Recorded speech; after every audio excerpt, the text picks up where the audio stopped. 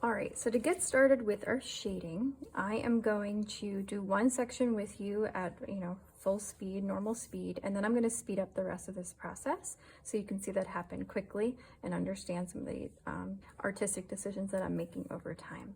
But my advice to you is to choose a corner, choose a side to start, and then you're going to literally work your way around. So I'm going to start in this corner right here, and I'm going to work from here to here and so on. So we're going to do this whole section together.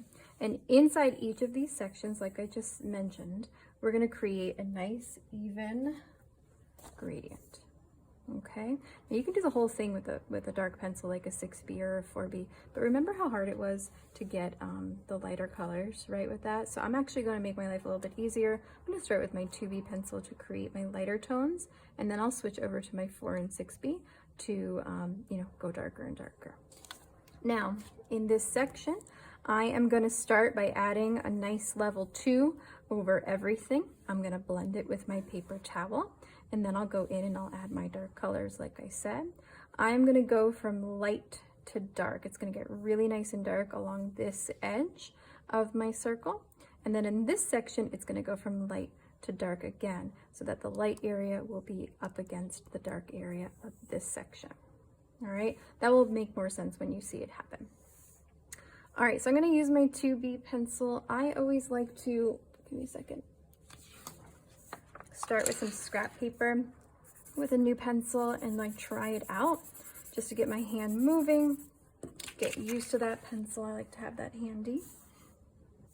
And then I'm going to come in here and I'm going to just go up to my edge slowly. And then I'm going to try and create the most even, light value that I can.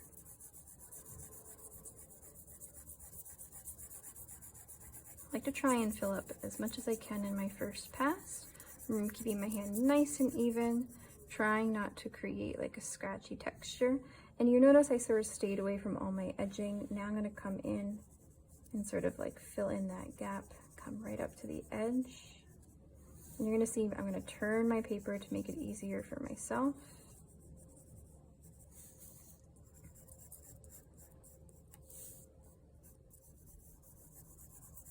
All the way up to the edge of this paper.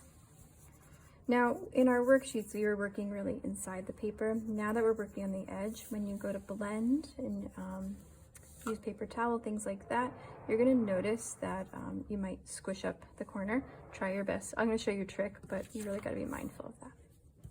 All right, so I added a nice tone. Now I'm going to take that paper towel, wrap it around my finger like I showed you in our last lesson. And I'm going to work that graphite into the fibers of the paper. Remember what paper looks like under the microscope. All right, so I'm starting in the middle, and then you see me when I come over here to the edge, you see that, right? So if I do that, I could like crease up my paper. So I want to try my best to like push off the edge. When I come in here, I want to use like the tip of my finger, try and get in there. And if I go over the edge, I can always grab my eraser and I can pull in and erase that like overflow. All right, it's important for this to look really cool. Whoops. For this to look really cool, you want to make sure all these edges are really, really precise.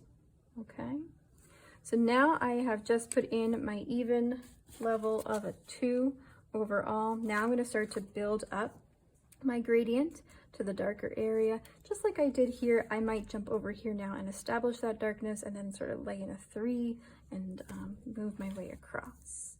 Now I said that I was going to go, light to dark, right? So I'm going to use my 4B and I'm going to come in here and I'm going to darken up this line, only this one though, because I know it's going to get really dark right next to that. So I'm going to establish that darkness and then I'm going to fade it out over time. See, a lot of people, especially in our later projects, they darken all their contour lines. This is a contour line. They darken all their contour lines everywhere, and then they just have like this cartoon-like outline, and that really ruins the realism effect. All right, so I'm gonna do that there, right? Because I know all that's gonna get to a level of a 5, right? But over here, it's gonna be much lighter. So I might go back to my 2B and I'm going to lay in maybe a level 3, right? All the way across, taking my time to establish that color. And you see I'm gonna crisp that up.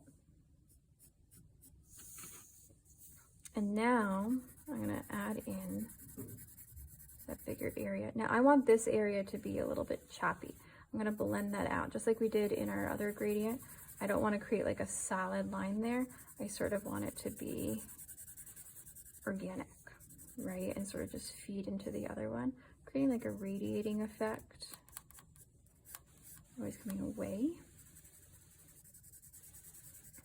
I like to work my pencil in these circles.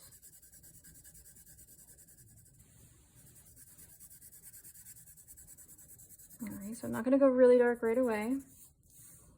Just establishing my next layer of color.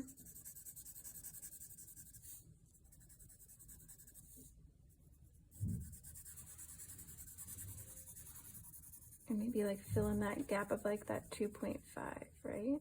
So I don't need to blend if I can control my pencil really well, like that.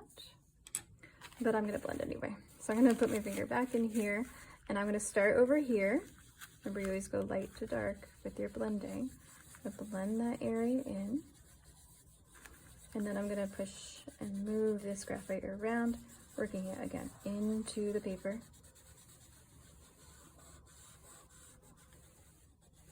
In all directions. I don't want to see any of my like line work from the pencil.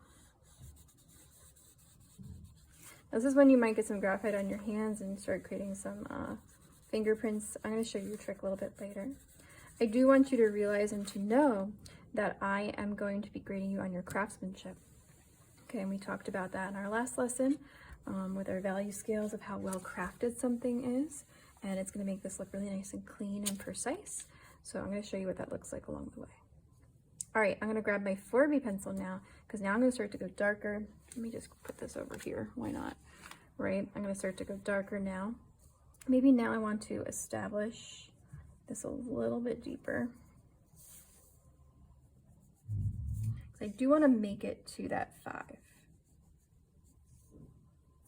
A lot of times I see biggest issue in people's graphite drawings is that they don't go dark enough. It's really nerve-wracking to really go dark, right? That's why we're starting with something abstract, to sort of be brave and practice going dark like this. But that darkness is going to make everything else feel brighter. It's going to be really important for us. All right, so you see I established that darkness, and now I'm going to fade it up, just like we did before.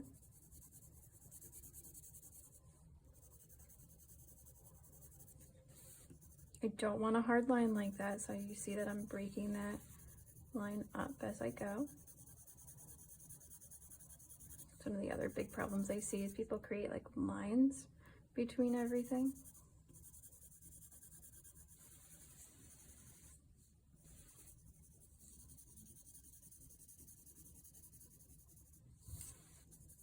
So I'm going to work that edge. How do I get rid of that line? I'm going to add more graphite on this side to sort of break that up. Did you see that?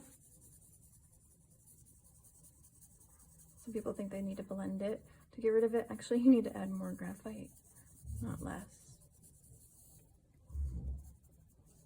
All right, look how much graphite's on my paper. All right, just be mindful, be careful.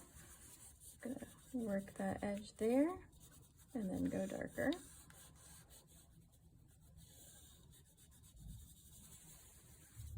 And every time you blend, you're going to take graphite away. So I actually have to go back into these areas and go darker, right? Because it's still very gray there.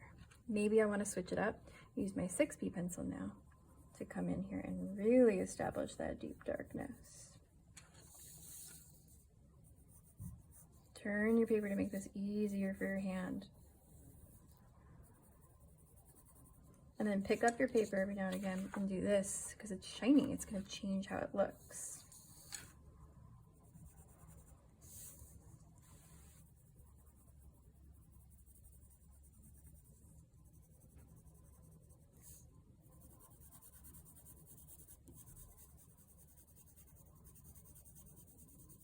Yeah, sort of tilt your head also to get rid of that shine. You really want to make sure in every single section that you can go from light to dark. Maybe not necessarily a 1, but at least like a super light 2, maybe a tiny bit of tone.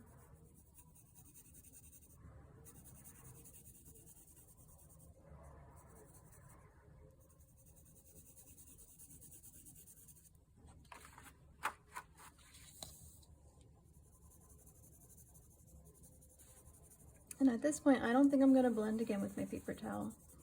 I think, unless I create some weird lines like that one, I think I might be good.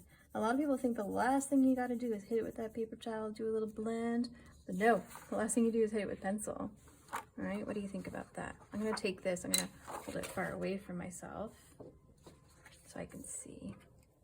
Then, when you're done, you're going to take your eraser. I would use maybe the Dixon Ticonderoga because it's nice and sharp, but you also have this eraser. Maybe yours is white, depends on what you have in your kit. And you're going to come in here, carefully clean up those edges before you move on to that next shape. All right, I would caution you, especially in person. You see me like brushing these away. Be careful you don't smudge everything. You might be tempted to like blow this away, but you can't do that in person. Right, maybe in the comfort of your home, but not here. All right, so I'm gonna go ahead and move on to my next section. And I'm gonna speed that up. I'm gonna do the same exact process. Let me grab something. The same exact process in this section here, or anything that's touching. I don't want to jump over here now because I might do something strange and it might mess up my pattern, because my pattern must be from light to dark, and then here where this dark line is touching, I have to go from light to dark again. I don't have to do it to that corner. I can do it in this direction, but if I do it like that, then the darknesses will touch. So just be mindful that every single time, like a light section can't touch another light section, a dark section can't touch another dark section. Now, do you see the little smudge right there from my hands, maybe? I don't know. A cool trick to help you is to grab some blank white paper. You have some in your kit, and to like cover the sections up so that way your hand can smudge on here and not on your actual final paper. You'll see me use this sometimes, not always. It's a personal preference, but it's a really good habit to get into. All right, so here's my next section. I'm actually gonna speed this up again for you, and you'll see me go through this whole process here, and then we'll check in along the way if I have something to say or at the end.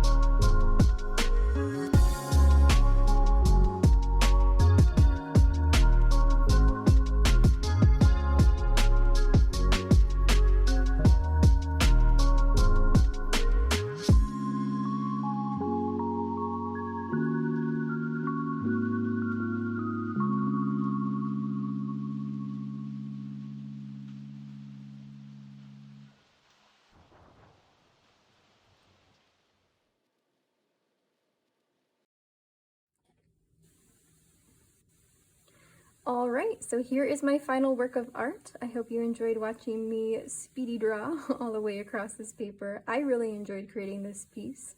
I just want to point out a few things that I did along the way that you might have noticed and why I did them.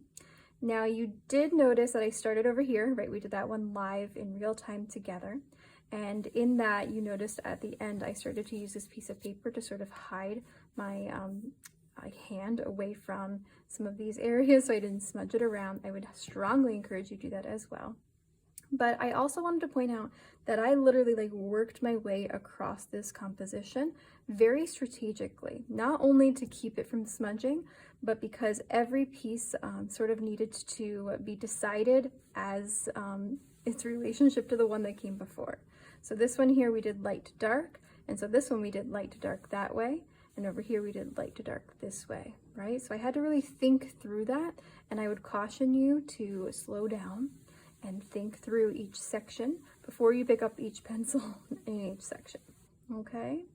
You also noticed that I used my 2B to lay in my base tone of like a 2 overall. I blended that out. And then I used my 4B, sometimes my 6B. I really just favored the 4B for this one. And I added in layer upon layer, building up as I went, okay? Now, if you jump around, like I said, you're gonna wanna really like start in one spot and go for it. If you jump around, you might run into some weird problems where like 2 dark areas need to touch and you'll lose that line. And that can become really frustrating and confusing. So my advice again is to start in one corner, one section, and work your way around. You might have noticed that I had a hard time making a few decisions, especially here and here.